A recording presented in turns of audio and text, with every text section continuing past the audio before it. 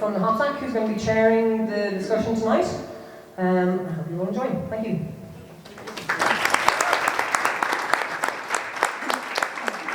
Okay, so not a lot for me to add to that, other than to say that I'm really privileged to be here on the table with two such really wonderful and revolutionary minds and ladies who are just so accomplished and so prepared to take things on, you know, and that's, I think, what we're all here to try and assist each other to do, and what we do in our daily lives. And Patricia and Domini have obviously put together, as many of you, all of you I'm sure will know, a fantastic cookery book recently, much more than a cookery book, really a toolkit called The Ketogenic Kitchen. I'm sure they'll be going to that more and more later on in the night, but essentially what I hope to do is learn as much as you guys, and we'll have plenty of time for questions at the end, so if you can hold all your questions, we're going to give it over to Domini first to take us through her presentation. Cool. Thank you, Domini. Thank you so much. Thank you so much to... Good evening, everyone. I'd just like to say a big thanks to Aisling and everyone here at the Fumbally for organising such a fantastic lineup of community events. And she's right, when we sat down to discuss tonight's event, it became so clear how important evenings like this are. But just for the record, tonight is not about discussing medical conspiracies or, you know, conspiracies against big pharma or alternative treatments. Tonight is about cancer and food. So before we begin, I just want to, for the record, give you a few facts. I'm a chef and a food writer and an entrepreneur, and I've had cancer twice. I'm really interested, passionate, and fascinated by science and nutrition. I'm not interested in following the advice of people who say they can cure cancer with miracle cures or juice-only cleanses or coffee enemas or a lot of the stuff that you'll see on the internet. What I am interested in is how we can improve and support conventional treatment that if you are faced with cancer, inevitably you'll have to go through. I like to follow the advice of dietitians and nutritionists who are influenced by leading cancer researchers and oncologists and scientists. These are the people who are studying nutrition in relation to cancer, and that's the advice that I want to follow. But unfortunately, this approach is absolutely not supported by the HSE, because according to a leading Irish cancer charity, in correspondence with me, the only people qualified to give dietary advice to patients in Ireland are registered dietitians. However, it's very, very clear that the advice supported by hospitals and dietitians is often very much at odds with the groundbreaking research by these oncologists and scientists who are studying nutrition in relation to cancer treatment. So, as a patient, what are we supposed to do? Again, tonight is about food and cancer. It's not to replace medical advice or opinion. But as someone who has had cancer twice and has certainly felt very frustrated by the dietary advice that is considered safe, I think that I had no choice but to look deeper and further afield. So nowadays we're told to eat a healthy, balanced diet, that breakfast is the most important meal of the day, and also to eat little and often. These are just some of the things that we're told nowadays by expert opinion.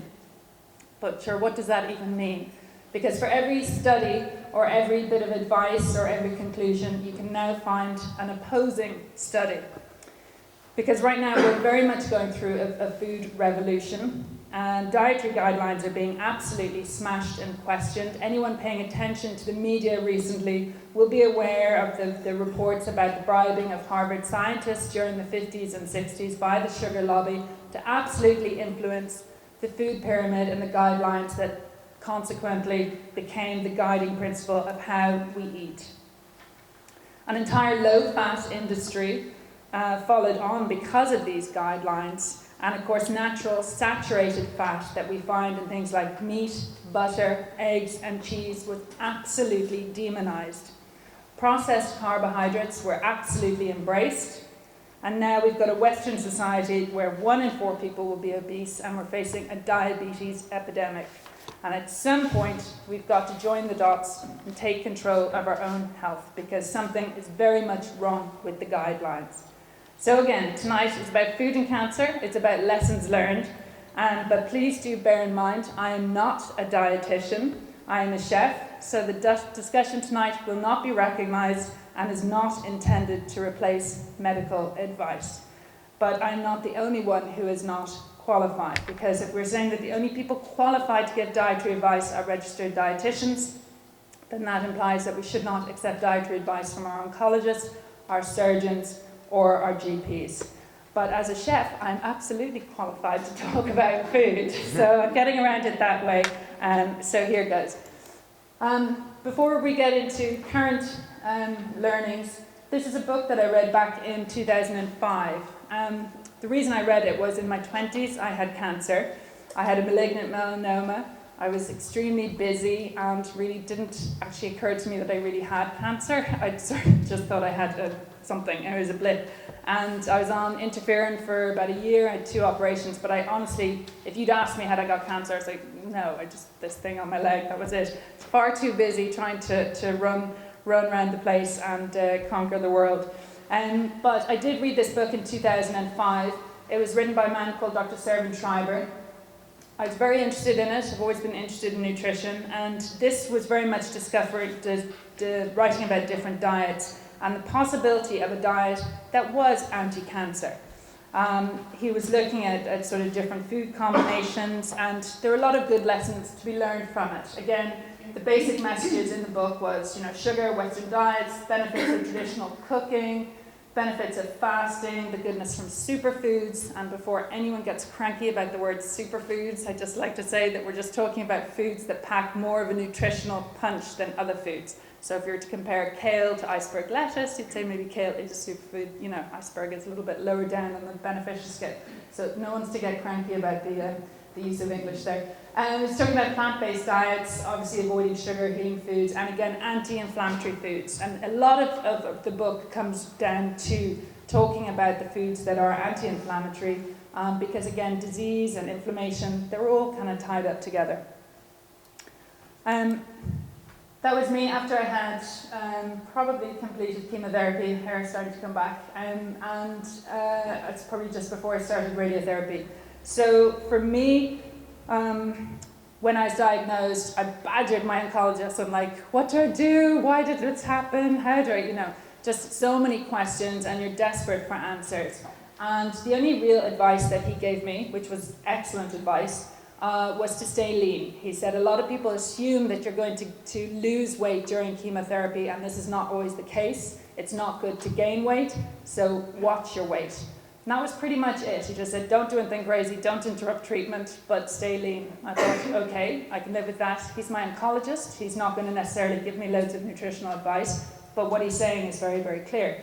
So I felt like I had to do my own research to some extent, but at the same time, you look at reports, and they say everything. Some of these are from the World Cancer Research Fund, and it talks about how so many cancers are preventable because they're due to diet and lifestyle changes, including smoking.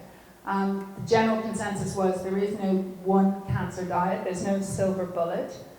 And it also suggested that cancer survivors should have nutritional treatment or advice or support.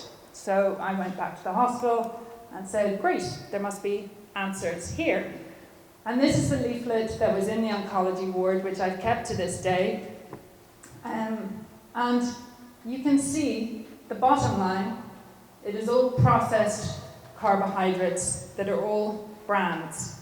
There's one natural ingredient in there, which is the humble spud. Everything else comes out of a package.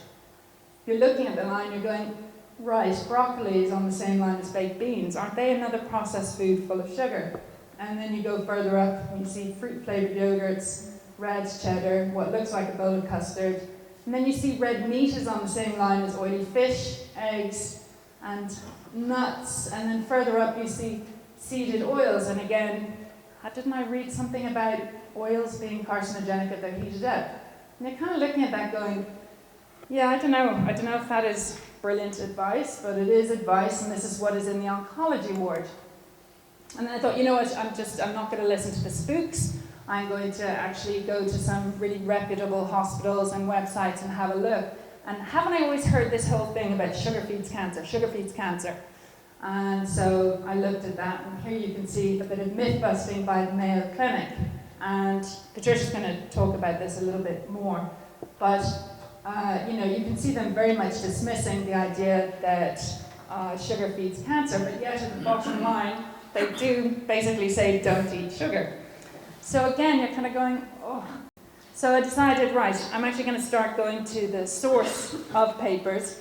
I'm going to start looking at papers from JAMA, which is the Journal of American Medical Association, the NCBI, the National Center for Biotechnology Information, looking at all the clinical trials and going to the really highbrow sites, the horrible medical papers. I don't want to go anywhere where they're saying if you, have a bit of snake oil and a massage, you'll cure cancer. I wanted to go for the heavy-duty stuff. And these were just some of the nuggets of information that you can get from these papers.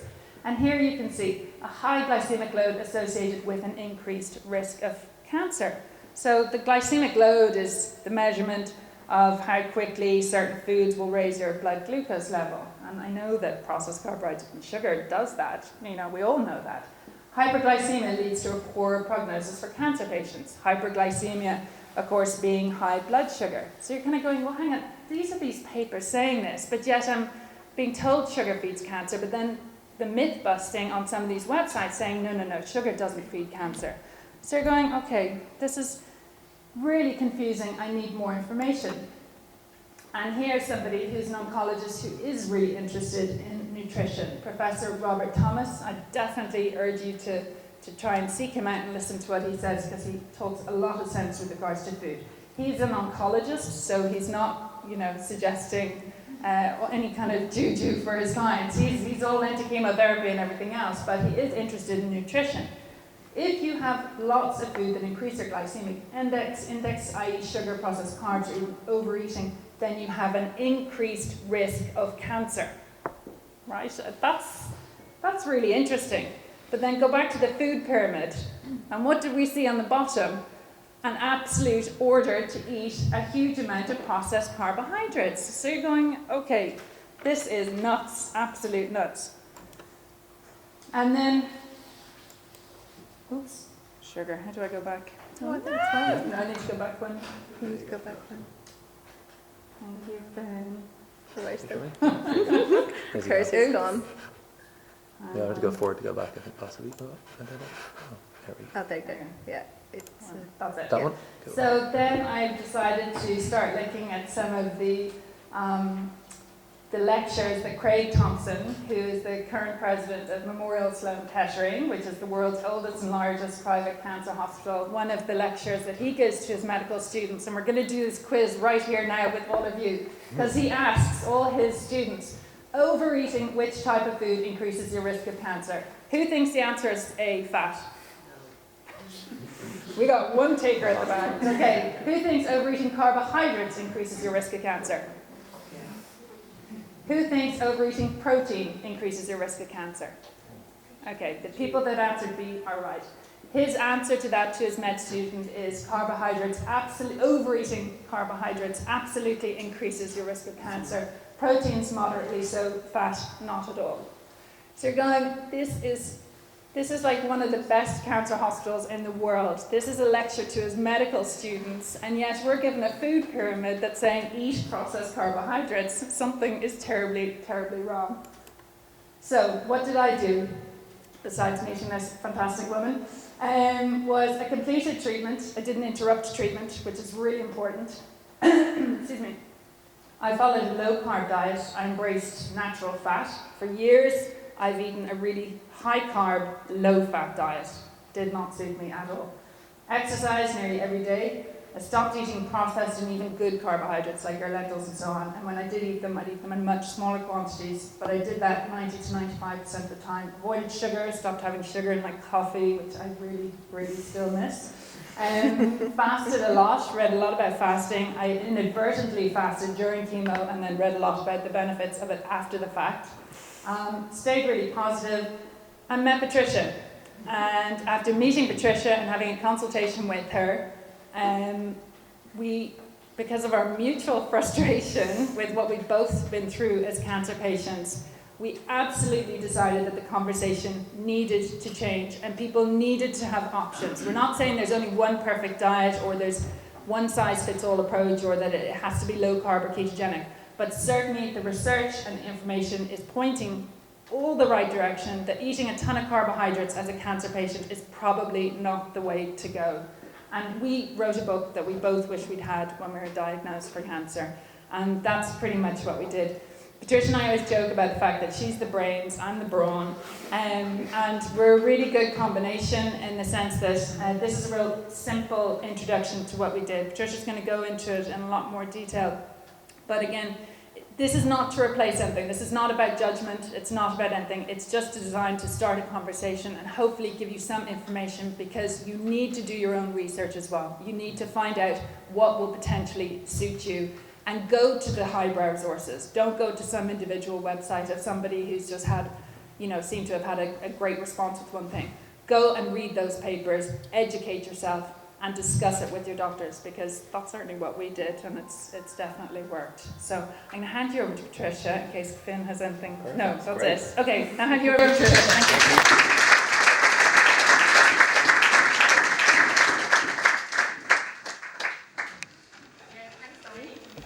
For this great, I think, really reflecting on the confusion that we, I guess, all face when we are diagnosed with cancer. And just a quick sort of synopsis of my story as well, because it's more to inspire, I think. It is quite a different cancer story, and I'm a nutritional therapist now, but this hasn't always been that way. I'm actually a financial analyst. I worked in corporate banking. Is it? Just pick it on.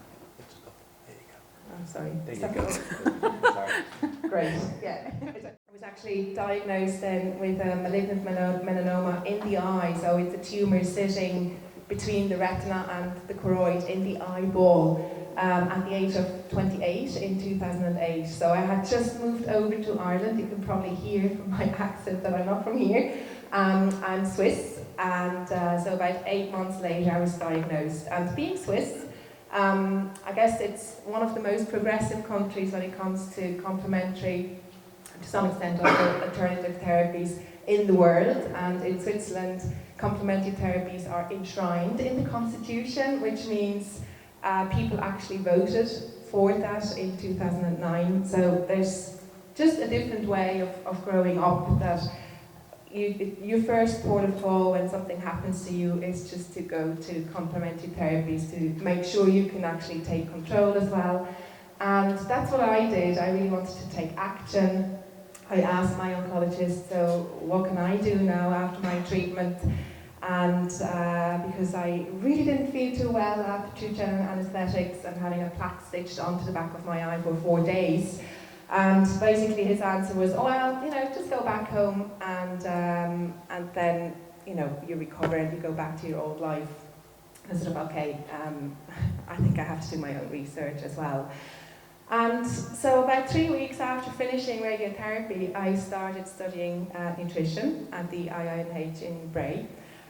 And made a lot of changes, definitely, fairly straight away, but obviously wasn't enough. I did follow as well I made changes in that I didn't have any processed foods anymore. I still had loads and loads of whole grains, all gluten-free. I had loads of vegetables. I was juicing. I did cut out any type of sugar, but for me, it just didn't cut it. It wasn't enough. I had a relapse 20 months later. And not only was it devastating because I thought I had done so many things, I also had a 6-month-old baby in tow. So I had to go back for more radiotherapy, this time much stronger, proton beam external radiotherapy. And things stabilized a little bit from a tumor perspective, but then about 20 months later again, I had a lot of side effects. I developed lots of problems in the eye, radiotherapy-induced retinopathy, macular degeneration, cataracts, edema.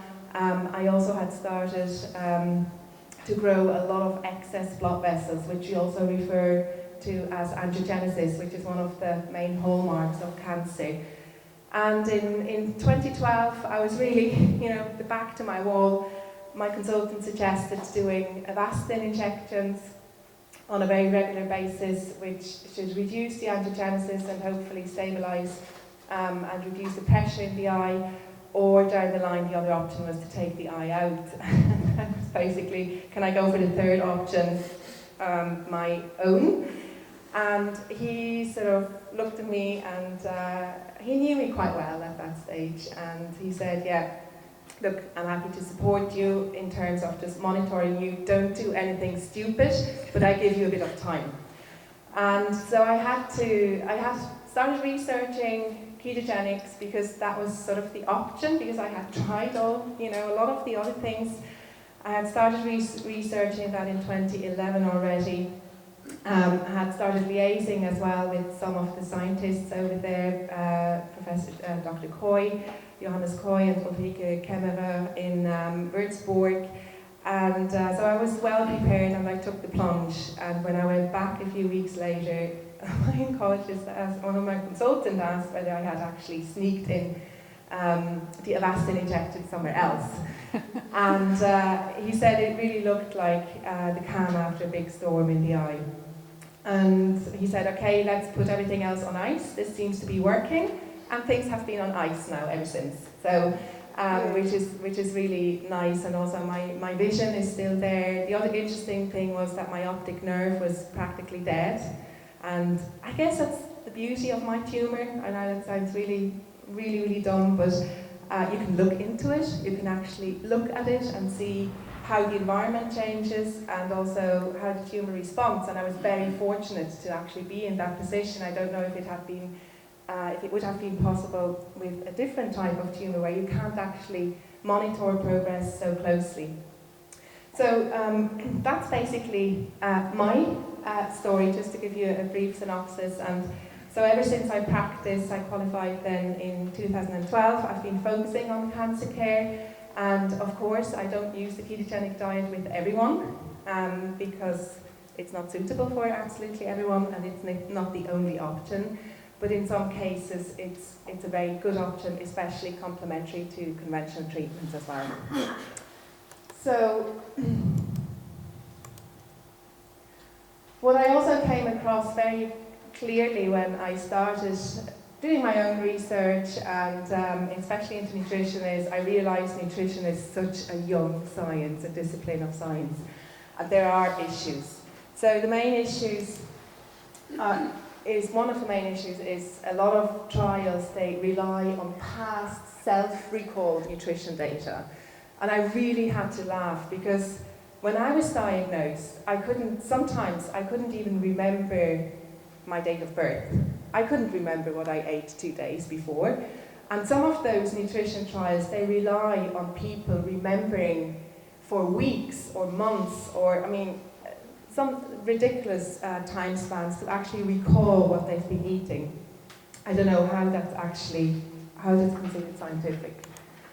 There are a lot of confounding factors all the time when we really investigate nutrition and also certain nutritional approaches. So for instance, there's a really compelling study into vegan diets, but the issue was that the people who adopted the vegan diet also started to exercise a lot more, they started to meditate, they started to make a lot of other lifestyle changes, so that it's really hard to actually isolate the nutrition part and see what real effects that has. And funding is still, it's a very big issue. We saw Domini talk about Rob Thomas, and he said, look, the only way we can really get funding is to use whole food supplements. That's the only way we can properly control for things, and that's the only way we can make sure people are we're talking about the exact same thing. So research into the ketogenic diet is ongoing in humans as well, and funding is still a very big issue. So we often have to do crowdfunding, because there just doesn't seem to be enough of an incentive from various groups to really put the money into metabolic approaches, and especially the ketogenic diet. And also actually, the other thing is when I look at a nutrition or any study, not just in nutrition, I always check first who funded the study. That gives me a lot of insight. So if Kellogg's funds a study into cornflakes, then sort of okay, there's possibly a little bit of a bias there. Then also the lack of randomized controlled trials, which is the gold standard at the moment in medicine. There are not that many randomized controlled trials into nutrition, and it is very hard to do studies into nutrition, and that's probably also why we have so much confusion. And as Domini said, when you read something, you will always find a study that says the exact opposite, and that's super frustrating, especially for patients, and also for people who actually are in the field, for professionals. So the myth of sugar, and I think this is a really important one to address because I think there are so many misconceptions, and Domini already talked about it, that Professor Rob Thomas was quite clear. I don't really like to use the glycemic index that much because the glycemic index, again, it's like a lot of things, it's very, very individual. So it measures the rate of how quickly a particular food hits the bloodstream and increases glucose, but it also depends on the load, the amount of that particular food. So I think we have to be careful when we look at glycemic index, and everybody responds differently to different foods. So I can give this exact same amount of, say, a slice of bread to different people in this room, and we would have different increases in blood sugars. So we have to be very aware of this, that it depends on a lot of different factors, how we respond to food, especially when it comes to blood sugar. And you know, sort of the sugar feeds cancer is, in my view, it's an oversimplification, and it's only one part of the puzzle, but it's quite an important part. And what I have learned as well is, you know, when you look a bit into different studies as well, and other diseases like, for instance, diabetics, and when they use metformin, for instance, which is a drug they quite often give to type 2 diabetics to lower blood glucose levels, those people who take metformin, they have less risk of developing cancer, which is interesting. And then also when people say, oh, well, you know, this cancer feeds sugar, it's not really, that's just a myth. You do have to ask yourself why we are using PET scans, because we do know that a lot of tumours are so-called glycolytic, and that means that they have mechanisms by which they can take up glucose a lot more quickly, and they use glucose in an incredibly efficient manner. They have more insulin receptors as well, for instance. They've developed mechanisms to take in that glucose from the bloodstream. And the PET scan is nothing else but injecting radioactive glucose, preferably into a fasting patient, and then checking, okay, what parts of the body are becoming metabolic, or what cells are becoming metabolically more active, which means which cells gobble up this sugar a lot quicker than others. So there are certain cells in the body that can only metabolize glucose, so there's certain brain cells. There's also the medulla of the kidneys, there's the retina, there's red blood cells as well, and they will light up a little bit more because they totally depend on sugar as well. But it's a very good way of checking, okay, where could there be possible potential problems or cancer cells. And I wonder why we have been using then this science for diagnostics, but we're not using it for the management. And in an ideal world, we would be able to actually do metabolic typing of tumours or of a cancer cell, which means you can see, okay, which is the preferred fuel or the favourite food of this tumour or this cancer cell. Is it glucose? Is it glutamine, a type of amino acid? Or are they even able to metabolize fatty acids? Or is it a mix? And this is being done in certain clinics in Germany. And I learned about this first last year at a conference in Fulda in Frankfurt. but I haven't seen it in practice yet. I don't think we have any of these tests available. But that's, I think, where we are heading, and that's obviously in an ideal world. And that's when we can really talk about, you know, what is the preferred fuel. Now, reducing blood sugar levels as well, and you know, one of the things really that helps reduce blood sugars, it's not just food, but it is the most important thing. There's also, you know, stress can raise your blood sugars, you know, age can have an impact, the time of the day, hormones, but carbohydrate restriction is still one of the first steps to help reduce blood sugars, and to then ultimately, as we can see, you know, decreased serum glucose means, yeah, the blood sugars are going down, and that means there's a decreased glucose uptake into the cells, and glycolysis, the splitting of sugar, goes down. And we see here we have a normal cell, a healthy cell, and when that happens, when sugar is becoming a bit scarce in the bloodstream, there's various mechanisms that can help us rebalance this. And one of them is also using fatty acids, and that's one of the things that happen when you restrict carbohydrates over a prolonged period of time. The body is starting to use fats. And that's one of the things that happens when we stop eating a lot of sugar and carbohydrates, and the cancer cell really doesn't like that very much. What happens in the cancer cell is that it doesn't have the same ability to adapt to this new environment. And it doesn't mean that you starve cancer cells. You sometimes hear that as well. In some extreme cases that can be the case, but you make life for a cancer cell a lot harder. You really change the environment of that cancer cell, and you make that cancer cell more susceptible also to treatment, for instance. It just simply becomes that bit more vulnerable, so depending on what type of tumour it is as well. So that's what we call then the metabolic flexibility. And healthy cells have a metabolic flexibility. We can run on glucose, but we can also run on fats. The cancer cell, there's a lot more trouble there to actually run on fat. And that's the whole rationale behind also, you know, sugar feeds cancer. But then once those, you know, blood sugar levels are lower, it has so many other impacts that I can't go into now. I mean, I have seen some of them on my tumour. I was talking about angiogenesis, and, you know, there's, in terms of the nerves as well, nerve cells, neurodegeneration. But for anybody who is more interested in this subject, and there's some absolutely brilliant research going on, especially at the University of South Florida, and a lot of, you know, there's a trial going on in ovarian cancer at the moment as well in Alabama.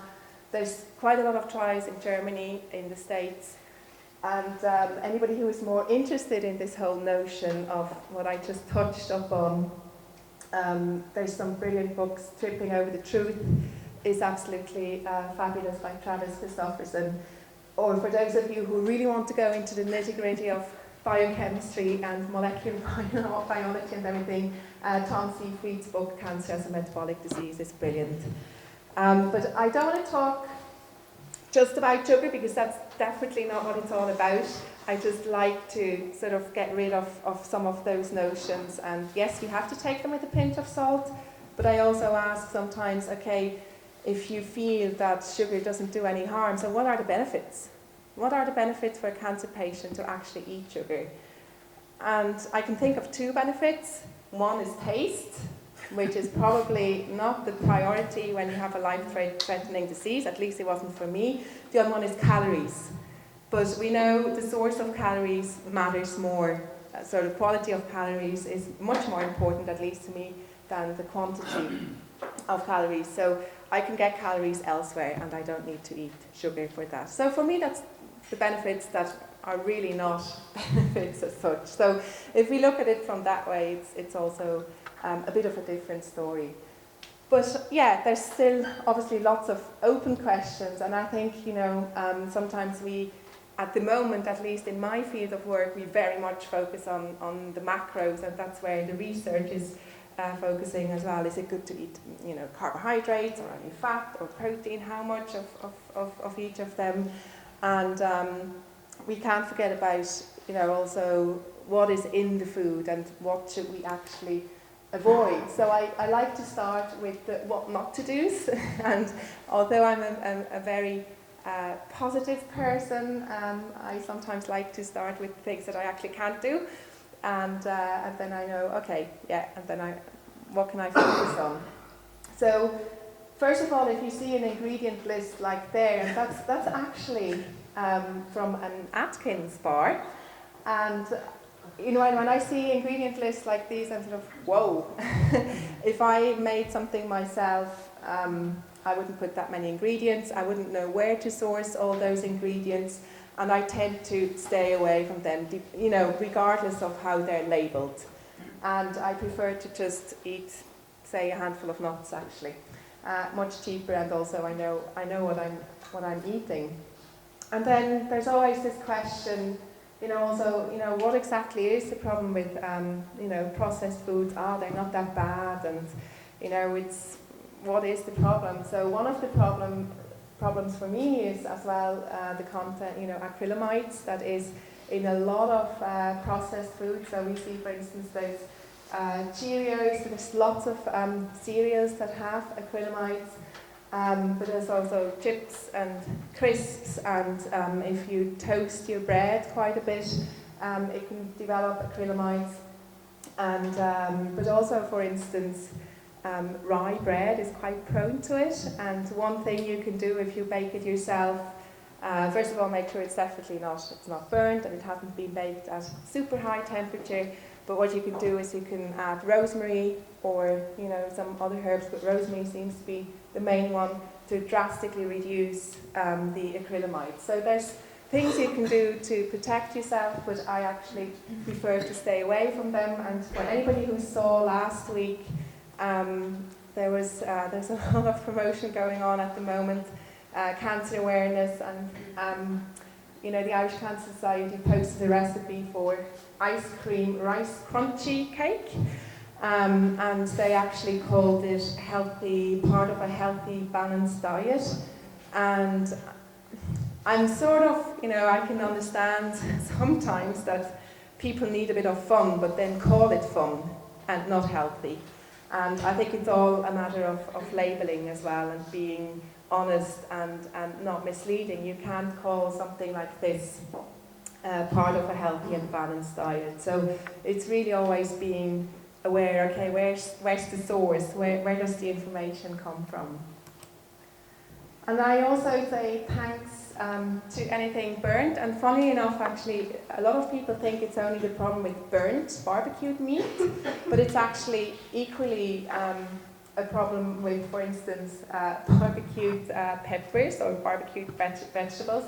And what happens is, with the smoke especially and the heat, there's some compounds that are created, like polycyclic aromatic hydrocarbons, PAHs, or also heterocyclic amines, HCAs. But I mean, some people say, goodness, I can never ever have a barbecue again. But again, it's about protecting yourself. And it's where the herbs come back in again. So probably marinating meat that people have done for centuries before cooking it makes a lot of sense from a health perspective as well, because again, you can drastically reduce your risk by marinating your meat. Or indeed also, if you do it with vegetables. I still wouldn't recommend eating all the burnt bits or burning it that much, although I know Domini is... It's a bit that she's kills me. I love charred anything, so she it's loves hard. charred foods. Yeah, no, it was funny when we did the cooking sessions and the photo sessions for the book. It was like, Domini, you can't eat this. It's too black. So yeah, it is hard when you're really into something, and it's not the best for you. But again, yeah. Mitigated with the herbs. The herbs work. We mitigated with the herbs, yeah, exactly. And back to, also the red meat is always a big question. Can I eat red meat as a cancer patient? And there are no studies that I know of that prove a link between unprocessed, and especially here in Ireland, we've got such really good quality meat, so lamb for instance, or grass-fed beef as well. So I've never read a link, but as we heard earlier on, I would never overdo it on protein as a cancer patient, so having a major steak for breakfast with eggs or whatever is definitely out of the question. So we're talking about moderate amounts, and also what I always encourage people is to eat the whole animal, and eating also some organ meat. And I know a lot of people are, I'm not going to eat organ meat, but it's really, I actually had to eat organ meat once a week. My mom was quite cruel about it, and I know my dad grew up on a farm, and I learned a lot from my granny and how she did things, and she really did everything herself. She even kept bees and made her own honey. And she would never ever have thrown away organ meat or blood. You use that as well, and I think we really have to change that mindset. So I eat muscle meat maybe once a week, and then twice a week I eat some organ meat as well, and it can be kidneys or liver. And if you try around a little bit, you will find something that you like. And even if you can just have it once a week, or every 2 weeks, it's very beneficial. So I think really shifting our mindset a bit when it comes to meat, if we do decide to eat meat. And I stay away from processed meat, and also processed cheese, all those funny cheese strings. The proper cheese is much nicer. And one of the reasons as well that it is making bad headlines sometimes, especially processed meat, is nitrates and nitrites, and they're actually converted into nitrosamines, which are the bad compounds then really. But again, we can actually, because spinach for instance has quite a lot of nitrate, and but it's not converted as much into nitrosamines because of vitamin C, but also antioxidants. So that can help prevent this conversion and prevent the conversion to nitrosamines. And even in processed meats, you have to very clearly differentiate. I mean, I'm going to go to Spain next week, and I know there's some beautiful organically grown or organically raised sausages that probably have a lot of beneficial bacteria. They're carefully cured. So if I come across something like that, I'll have a little bit, but I'm not going to buy the ones with a huge amount of additives and preservatives, and you don't know exactly where this meat comes from. And then other things to avoid. This is actually an interesting one. A lot of people, I get this question quite a lot. I always get cramps after eating coconut. What could it be? And then it's really something, definitely you have to investigate why you're getting these cramps, but you really need to stop eating the foods that cause you a lot of problems. And that's actually really, sometimes it's really hard for people to understand this. And they say, but it's so good for me. And I say, yeah, it's good, but not for you. So if you tolerate it, it's good for you. And that's with any food. If you tolerate it and you feel good, I always say, after a meal, you shouldn't feel shattered and have stomach cramps and lots of problems. You should actually feel energized and you should feel good. And otherwise, you have to become a detective and see, okay, what is causing problems? And then you can eliminate it and investigate why is it causing problems, maybe if that's really what you need. This is just really also a sort of a picture of anything that is breaded things as well, or again processed, and also trans fats is something that hopefully everybody knows about now at this stage. It's when polyunsaturated fats are heated, and Domini already said it, the vegetable oils. And we can debate about is it still okay to eat very good quality rapeseed, Irish rapeseed oil, which is in the States it's called canola oil, and I wouldn't go near that. But rapeseed maybe, but I hear that they're full of sprayed with glyphosates as well. So I'm not quite sure. what to think about them. But definitely never don't heat vegetable oils, because they're so unstable that they can very quickly then turn into, or trans fats are being developed. And that's just a label then. It's usually under, fats, and they only have to declare trans fats when it's, I think it's more than half a gram per 100 grams, so you're not quite sure. They don't have to label it all the time, only when it goes above a certain amount. This is really sort of for anything that is, hidden sugars, and a lot of people don't know that, for instance, tomato sauces, or also salad dressings, or lots of so-called health products, they have some sugar added. I mean, it can come in many names. It can be just glucose, or dextrose, or maltodextrin, or agave, or there's so many different names for sugar these days.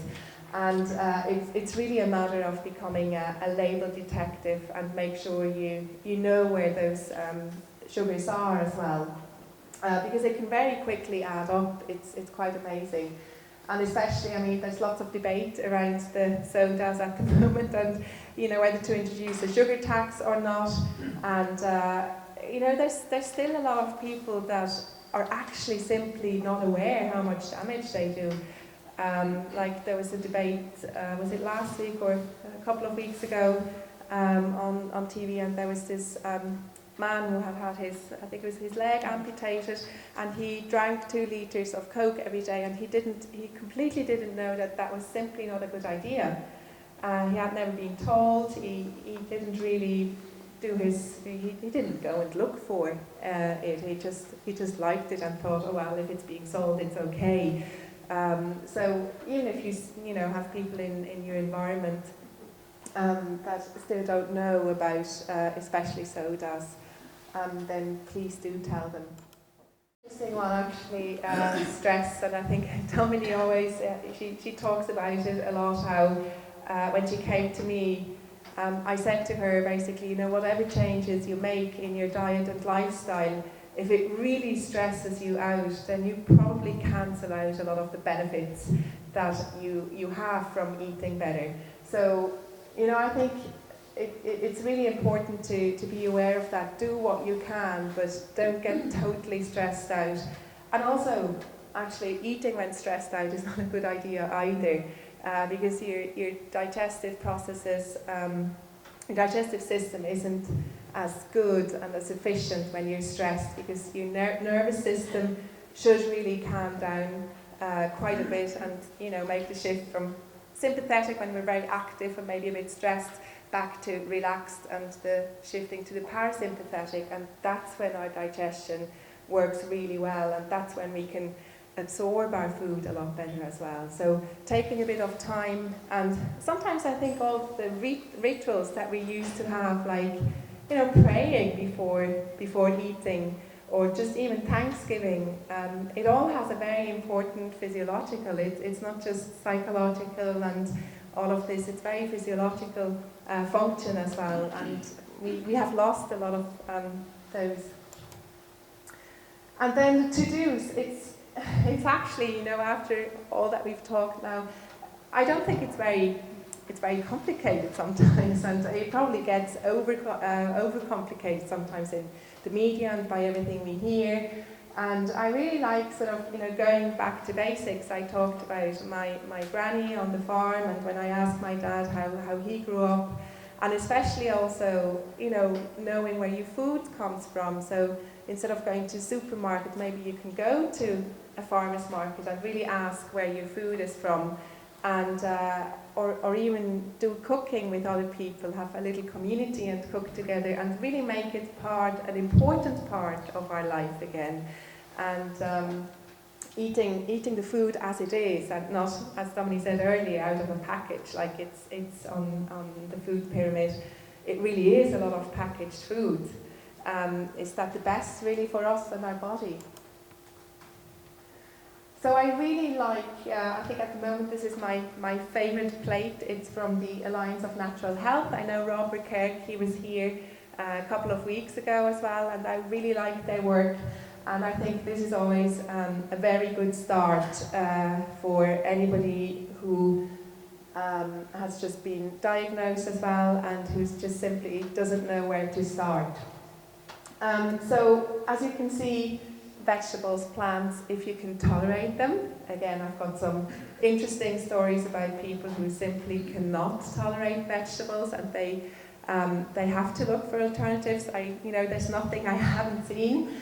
But generally, most people do really well on quite a lot of plants, and that also has to do with our digestion, our gut microbiome, which we know has a lot of a big importance for health and also for cancer patients. There's just a new study came out again on the microbiome and how important it is before the chemotherapy, that it enhances the effects.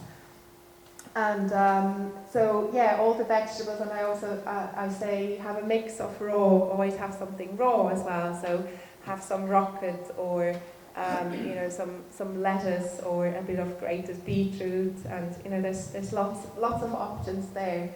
And then have lightly steamed broccoli or kale or cauliflower. Any of the brassicas, they're brilliant as well.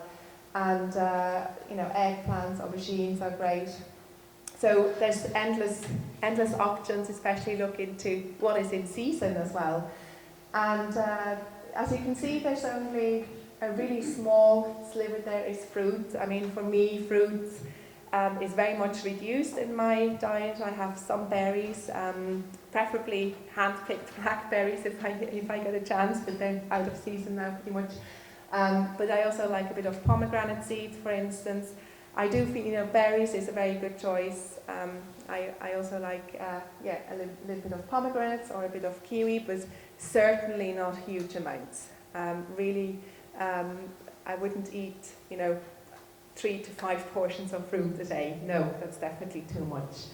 And as you can see, the grains here in this corner, I mean, most people, when you look onto their plate, it's really, that makes up 50+%, loads of spuds and, a little bit of broccoli and then the meat or something like that. So it's really, if you do have grains, if you tolerate them, when I make them for my kids, I soak them as well, and it's not a big part of the plate. It's really a small part, unless you have absolutely no problem with carbohydrates. But for a cancer patient, most cancer patients, they have an issue with insulin resistant, they're not as insulin sensitive, and there's some interesting studies into that as well, and we certainly don't want to push up insulin all the time when we have cancer. And then the high healthy fat foods are there as well, and it is quite a small part here, but you have to think about that fats have more than double the amount of calories, so in terms of where the energy comes from, fat would be, quite a large part, and quite often these two are mixed, so for instance when we have oily fish, it's a mix of fat and protein, same with eggs as well, and most meats as well, but sometimes if it's just a pure protein source like white fish or chicken for instance, that would be this category, and then just adding the good fats. You can have avocados, coconut, olives, or also I like olive oil as well, and I use coconut oil as well to fry or bake things. There's lots of options. I like macadamia oil as well. It's a bit expensive, but there's lots of good sources. I always try to get as much fat as possible from whole foods. And then to top up, I use the oils. And it was interesting, initially when I went on the ketogenic diet, I had to top up quite a bit with fat so that I wouldn't lose weight. And now it's actually enough to get most of my fat from whole foods. And the one thing I find really interesting on this plate is this one here, the concentrated nutrients, and I'm going to talk a bit more about them. These are all the spices and herbs and things like ginger as well. and for some people where it's appropriate, also supplements. But again, that's that would be a whole other talk when supplements are appropriate. And yeah, when I talk about herbs and spices, that brings me to this here. We see there's cinnamon, there's probably paprika, I love clove as well, and there's thyme, oregano, there's star anise, and there's loads and loads of different options. And I liked Domini saying actually the other day, we did a podcast, and she said she used to put sugar into many sauces and dressings, and she had to find a substitute, and she started using a lot more herbs and spices to add a different flavour as well. And instead of the sugar, so you can use cinnamon, for instance, if you want something a little bit sweet, which actually is really good for controlling blood sugars. So there's a really good study on cinnamon for diabetics. And so if there's only one thing you can take away tonight, then I would really encourage you to just stock up on good quality herbs and spices. I mean, it's so cheap, and they're full of polyphenols, which are often talked about, and very protective. And also start drinking things like green tea, or that's really the best option. But anything that has all these good things. I mean, there's lots of teas that actually incorporate those spices as well, and they're lovely. So it's quite easy to incorporate them, and it's not expensive, and can have a really big effect also on inflammation. They're all very, very anti-inflammatory. And then really encourage you to look at the ratio of omega-3s to omega-6s. So when you do eat fat, whenever you eat, say, quite a lot of nuts and seeds, they tend to be quite high in omega-6, and they are essential fatty acids, so we need to eat them. But as soon as we eat too many of them and we don't compensate with omega-3, they can also be inflammatory. So make sure you do have your oily fish as well. So have salmon, anchovies are great, mackerel is brilliant, and the sardines as well. I prefer the small fish, but really make it a habit to add them to salads, for instance, or anchovies go brilliant with lamb. So I throw them into when I make a bolognese sauce, I add them there as well, for instance. And there's also plant sources of omega-3s. They're a little bit, it can be a bit tricky. They need to be converted to the source, the fatty acids that are actually functional and that we need, the DHA and the EPA. So from the plant sources, there's good options. Chia seeds, hemp seeds I really like as well, and then also flax meal.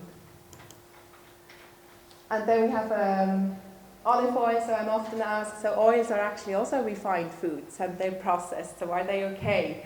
And as I said earlier, I do prefer the whole food, but obviously they have olive oil is very heart protective as well, and it's full of monounsaturated fats, and I think it's a really good choice. And here's just, thinking about the colours. Again, that's so important. If you look at your plate and it's all the same colour, try and add a little bit more. That's always a really good thing to do as well. And again, just, be conscious of which vegetables are the non-starchy ones and which ones are the very starchy, and maybe with the starchy ones you need to be a little bit more careful if you feel it really bumps your blood sugar up.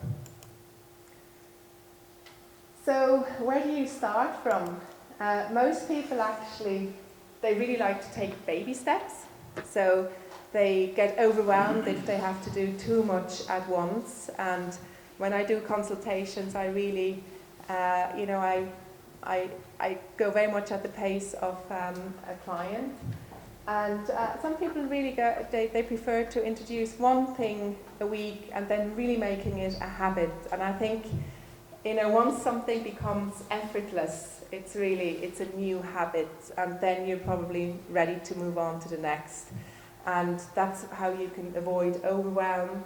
And I mean, in my experience, and I think the patients that I attract, and especially for the ketogenic diet, I have a lot of international clients.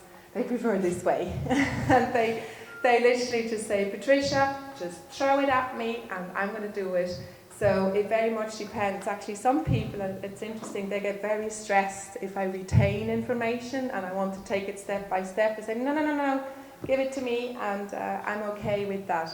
So really find out for yourself as well if you start making changes, or if you have a loved one, you want to, really talk about this, and okay, what will make the biggest difference first, and what comes, what is easiest to start with.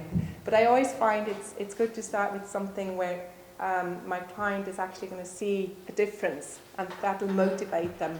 And then once they see, oh wow, that actually does make a difference in my life and how I feel, I'm less tired, and then we can move on to the next step. But yeah, a lot of my clients especially, I have quite a lot of very young, at the moment, brain cancer patients, and they really want to get going and just do everything, and otherwise they feel stressed. So it very much depends what suits you. You will have to cook, and I'm really sorry to break that to you. I don't have anything that can actually keep you from cooking. And I've often had ideas. I have 2 small kids, and I have a lot of play dates, or other kids, and sometimes the moms as well in the house. And I often think, why don't we just do sort of a community cooking afternoon, and we just all, just do big batches of food, and then, I think starting to organise things like these, if it's possible, that would be great. Because I think, really incorporating it into your daily life and making a sort of a community thing out of it could be lovely. Again, changing one meal at a time. Sometimes, and it was interesting, I was in Keto College in June, and there's a charity in the UK, Matthew's Friends, and they use the ketogenic diet for epileptic patients. And they've started to use it for cancer patients as well, so they have an oncology section.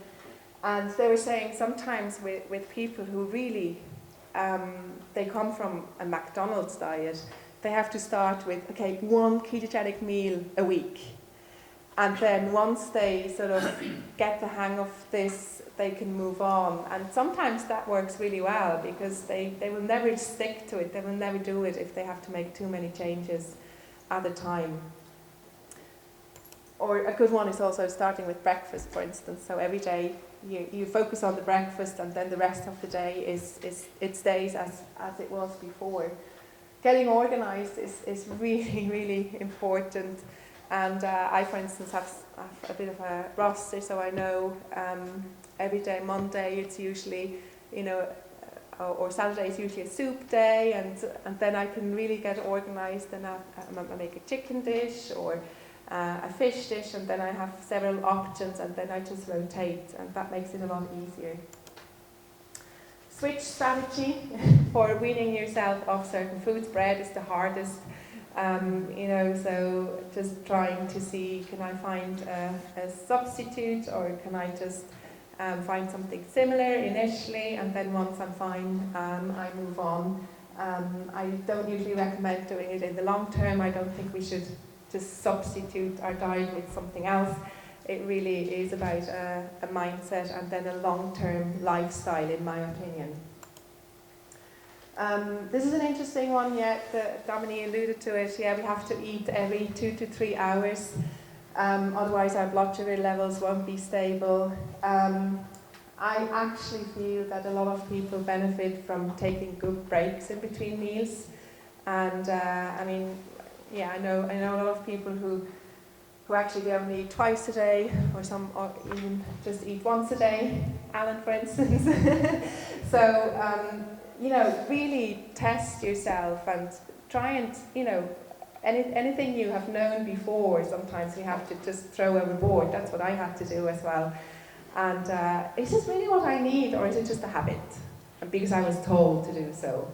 But do I really feel good on this? And I always ran around with a big bag of snacks, and I was a slave to food, and hoping that I wouldn't sort of get hangry.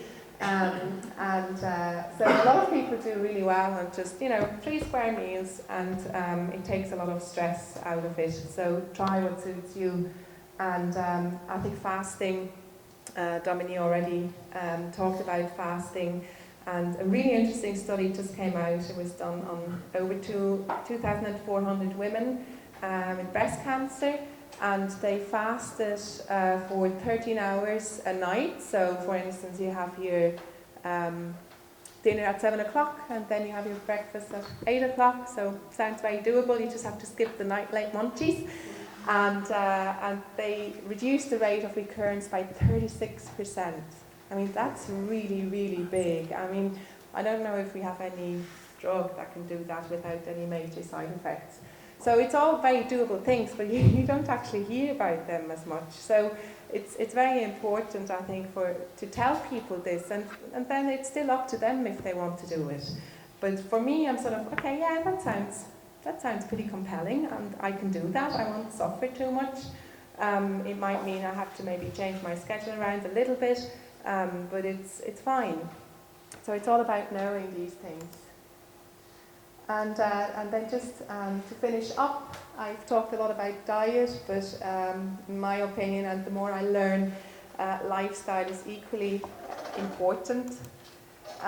So I just talked about that, eating patterns. What is a habit?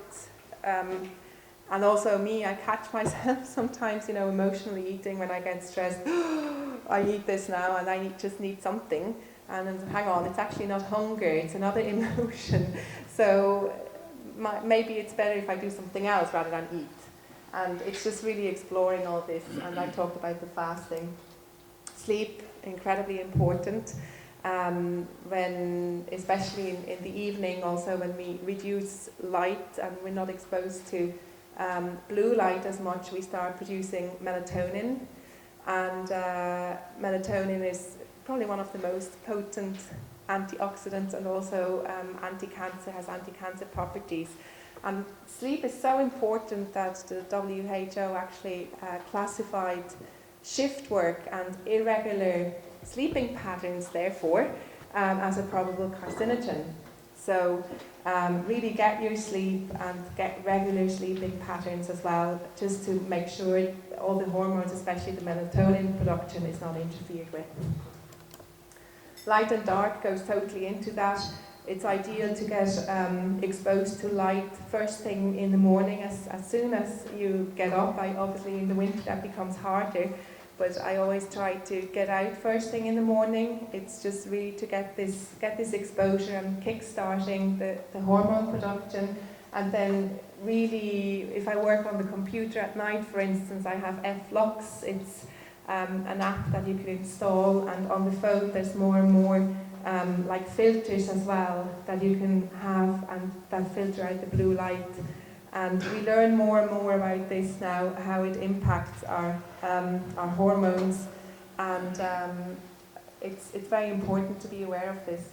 And we haven't really talked much about it, but again, for breast cancer, and in particular, there's a lot of studies are unfortunately mostly done only on breast cancer, but I suspect it's probably across the board for most cancers that oxygen is really important, especially also when you go into radiotherapy. We know that oxygenated tissue responds better to radiotherapy. So there's an oncologist in the States, in Pittsburgh, Colin Champ.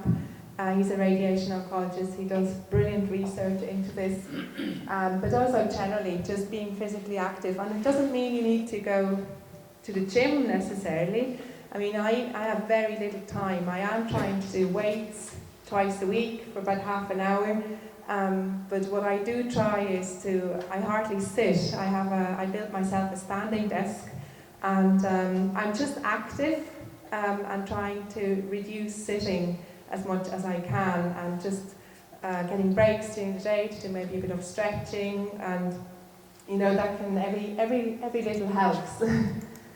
Emotional aspects are hugely important for cancer patients and can't be emphasised enough, especially for me as well. I think it was one of the major triggers for me, and really being aware of this and having tools to not suppress your emotions, but having tools to deal with them is really important. Minimising toxic exposure. I mean, there's the first thing obviously is, you know, the usual smoking, so tobacco and to some extent also alcohol. But there's lots of other things, you know, when we talk about women using beauty products. It's quite incredible the amount of chemicals that go into there, and for instance parabens now, they're becoming very concerned about the use of those, and there's lots of chemicals that are being used in, you know, cleaning as well, and shampoos and everything that we just don't quite know. So as long as we don't quite know, I prefer to avoid them as best as I can. Laugh. Having a brilliant laugh is always great, so that has helped Domini and I a lot as well. And spend time doing what you love. I think that's it's easier said than done. But really, I think for me as well, cancer has brought up so many things, and I think when I do this as well, you know, a lot of people say, oh well, you know, for you that was all easy, and you were young and you had the time, but when I started making major changes, I had these two in tow, so it wasn't easy at all. When I had my relapse, I had a 6-month-old baby, and you know, these were, to some extent, these two were my priorities. So it is incredibly hard to really mind yourself and go through cancer treatment and make a lot of changes, but I practically turned my life upside down because I knew I would just get into a vicious circle otherwise, and I couldn't face a full-time computer-based job with a tumour in my eye. That just didn't make sense. And yeah, so that really, I think for a lot of people, cancer brings up a lot, and it brings a lot of good changes as well. It's, for a lot of people, it's a wake-up call. But for me, I can't do it. It doesn't. It's not an excuse. It doesn't exist, and it's just really, I guess, encouraging everyone to do the research, tune into your own body, because nobody knows your body as well as yourself.